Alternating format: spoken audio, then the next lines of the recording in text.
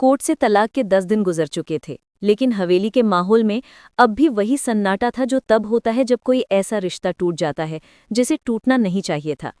अर्जुन की आंखों में अब भी वो दर्द था जो उसने बाहर तो नहीं कहा, लेकिन हर रात उसकी नींद, उसकी सांसें और उसकी बेचैनी उसे बार बार चिल्लाकर कह रही थी, तुमने उसे खोया नहीं, तुमने खुद को खोया है।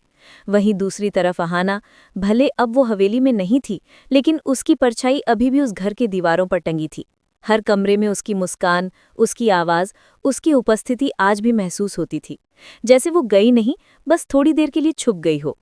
इन 10 दिनों में एक बात साफ हो चुकी थी, अर्जुन और अहाना का रिश्ता तलाक से नहीं टूटा, अहंकार से घायल हुआ था। और इस बात को सबसे पहले जिसने समझा था, वो थी दुर्गा देवी। वो जानती थी कि ये रिश्ता खत्म नहीं हुआ, बस ये समझ और समय की प्रतीक्षा कर रहा है। और इसलिए आज रात उन्होंने छोटू मामा को बुलाया। दोनों आमने सामने बैठे, लेकिन इस बार चर्चा आरोपों, शिकायतों या दुखों की नहीं थी, बल्कि समाधान की थी।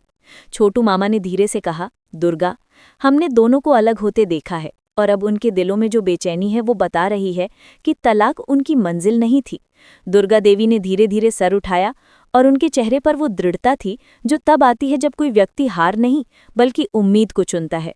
हाँ छोटू, अब वक्त है कि हम दोनों उन्हें ये एहसास दिलाएं कि प्यार कभी खत्म नहीं होता, वो बस थक कर शांत बैठ जाता है, लेकिन सही वक्त पर फिर से जागता है। और वहीं बना मास्टर प्लान। अगले ही दिन सुबह हवेली में कुछ अलग था। नाश्ते की मेज पर सब बैठे थे, लेकिन हवा में एक अजीब सा तनाव था।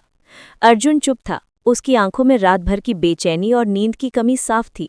तभी दुर्गा देवी ने हल्की लेकिन असरदार आवाज में कहा, अर्जुन, मैंने तुम्हारे लिए एक लड़की ढूंढ ली है, बहुत अच्छे संस्कार हैं, बहुत समझदार है, अब तुम्हें आगे बढ़ना चाहिए।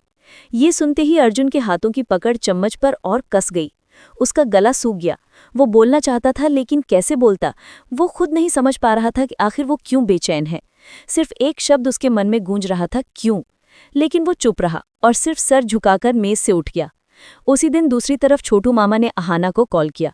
उसकी आवाज़ सुनकर छोटू मामा समझ गए, उस आवाज़ में अब भी तलाश थी, सवाल था, वो दर्द था जो किसी चाहत के बिना नहीं आता। छोटू मामा ने प्यार से कहा, अहाना, मैंने तुम्हारे लिए एक लड़का ढूंढा है, सरकारी नौकरी वाला, जिम्मेदार और तुम्हारी तरह मजबूत। ये सुनते ही अहाना कुछ सेकंड तक चुप रही। उसके दिल में एक ही वाक्य गूंज रहा था, इतनी जल्दी, क्या प्यार इतना हल्का था। उसने धीमे से कहा, मामा, इतना आसान होता तो शायद तलाक से पहले ही आगे बढ़ जाती। और उसकी आवाज़ भर आई, लेकिन छोटू मामा के चेहरे पर मुस्कान थी, क्योंकि यही दर्द साबित कर रहा था कि कहानी खत्म नहीं हुई। अब दोनों तरफ बेचैनी थी। अर्जुन रात को छत पर खड़ा आसमान देख रहा था और खुद से पूछ रहा था, क्या सच में मैं आगे बढ़ सकता हूँ या सिर्फ दिखावा कर रहा हूँ। वहीं अहाना अपने कमरे के कोने में बैठी अपने ही सवालों में उलझी थी। अगर सब खत्म था तो सुनकर इतना दर्द क्यों हुआ। इन्हीं सवालों के जवाब का इंतजार मास्टर प्लान कर रहा था। और फिर 10वें दिन सुबह दोनों के फोन पर एक ही संदेश आया, ईमेल, कल शाम 6 बजे रिजर्व्ड कैफे में मिलना, रिश्ता दिखाना है। लेकिन खेल यहीं शुरू होता है, क्योंकि अर्जुन के लिए दिखाई जाने वाली लड़की कोई और नहीं, अहाना ही थी, और अहाना को दिखाया जाने वाला लड़का अर्जुन ही था। दोनों को अब नहीं पता था कि उनकी कहानी खत्म नहीं, दूसरा अध्याय शुरू होने जा रहा था। कैफे की शाम ठंडी हवा से भरी हुई थी, लेकिन अंदर दोनों के दिलों में बेचैनियों की गर्मी थी। घड़ी की टिक टिक जैसे हर सेकंड उनके भीतर चल रहे संघर्ष को और ज्यादा तेज कर रही थी। अर्जुन कैफे के कोने की सीट पर बैठा था, उसकी उंगलियां कप के किनारे पर जगह बिना मतलब दब रही थी, जैसे वो खुद को समझाने की कोशिश कर रहा हो कि जो होने वाला है वो सही है, जबकि दिल बार बार कह रहा था, गलत है, कुछ गलत है। तभी दरवाजे की घंटी बजी और अंदर दाखिल हुई अहाना। उसकी चाल धीमी थी, लेकिन आंखों में एक सवाल था, क्यों। वो सामने आई सीट पर बैठ गई, लेकिन उनकी निगाहें सिर्फ एक पल मिली और फिर तुरंत हट गई। दोनों जानते थे कि वो बात कर सकते हैं, लेकिन कोई भी शुरुआत करने की हिम्मत नहीं कर पा रहा था। तभी दोनों की तरफ बढ़ते हुए छोटू मामा और दुर्गा देवी आए और एक ही वाक्य कहकर वहां से चले गए। कभी कभी नियति खुद इंसान को बताती है कि उसका रास्ता कौन सा है, बस सुनना सीखो। उनकी बात समझ नहीं आई, लेकिन दिलों में एक अजीब सी हलचल छोड़ गई।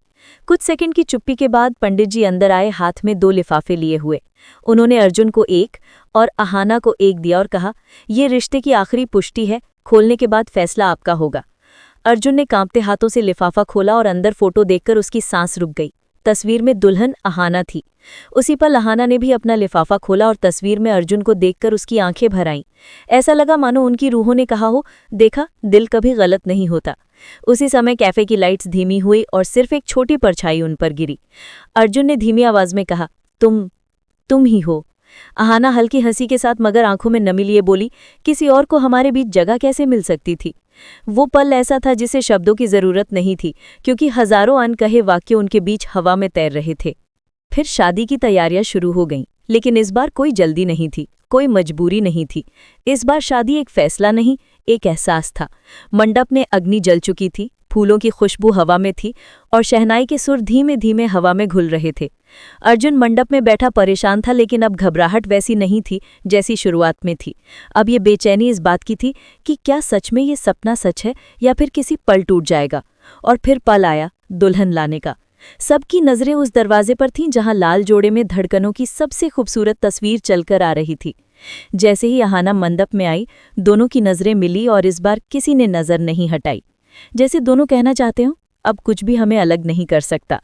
पंडित जी ने मंत्र पढ़ना शुरू किया, लेकिन असली मंत्र वो था जो उनके दिलों में चल रहा था। पहली बार वर्षों बाद अर्जुन ने मुस्कुराते हुए उसकी आंखों में देखा और धीमे से कहा, मैंने तुम्हें कभी छोड़ा नहीं था। अहाना ने जवाब दिया, और मैं कभी गई नहीं थी। फिर वरमाला का समय आया। दोनों ने एक दूसरे को हार पहनाया, जैसे अतीत की सारी गलतफहमियों को उसी पल उतारकर फेंक दिया गया हो। जैसे ही फेरे शुरू हुए, हर कदम ऐसा था जैसे वो सिर्फ आग के चारों ओर नहीं, बल्कि जीवन की उन दूरी और गलतियों के चारों ओर घूम रहे हों जो अब जलकर राख हो रही थी।